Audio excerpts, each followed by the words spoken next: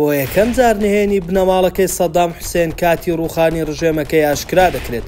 بەرپرسێکی هەواڵگری سەدام حوسێن هەموو شتێک لەبارەی هەڵاتوەکان ئاشکرا دەکات. ئەمڕۆ 21 ساڵ بەسەر ڕووخانی ڕژێمی بەعەز تێپەڕ دەبێت. هێشتا زۆر نهێنی لەبارەی ڕووخانی ڕژێمەکە بەو خێراییە ماوە و ئاشکرا نەکراوە. لە نوێترین پەردە هەڵداندا لەسەر ئەو ڕووداوە بەرپرسێکی پێشووی ڕژێمی بەعەز کە 24 ساڵ لە سلکی هەواڵگری کاری کردووە پشتلێکردنی کەس و کار و بنەماڵەکەی لە ڕۆژانی کۆتایی حکومی سەدام حوسێن ئاشکرا دەکات.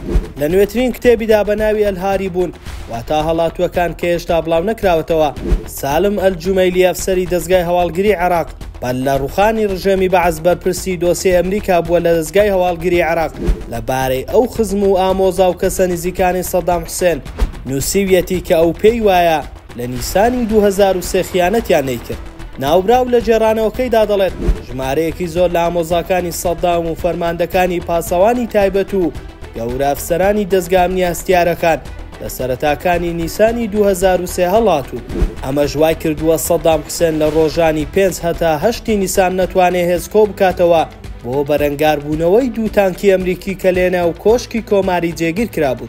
بەپێی جێڕانەوەی ئەو ئەفسەرەی هەواڵگریەی بەعەز ئامۆزاکانی سەدام و فەرماندە ئەمنیەکان لە بری بەرگری لە ڕۆژی 4 نیسانی 2003 بەرەو ئوردەن و سووریا و تکریت و تورکیا هەڵهاتوون بۆ خۆ دەرباسکردن.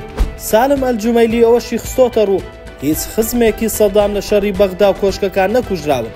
لە کاتێکدا پێشتر هەرچی خێر و بێری عێراق بووە هی ئەوان بووە. ناوبراو بەڵێنی ئەوەی داوا ناوی هەمویان و مێژووی هەڵهاتنیان و وردەکاریەکانی تر لەم کتێبە نوێیە ئاشکرا بکات. لە زۆرینەی جێرانەوە مێژوویەکانی سەرکردە گەندەڵ و دیکتاتۆرەکان دەردەکەوێت کە لە ڕۆژانی کۆتایی حکومڕانیان بەتەنها دەمێننەوە.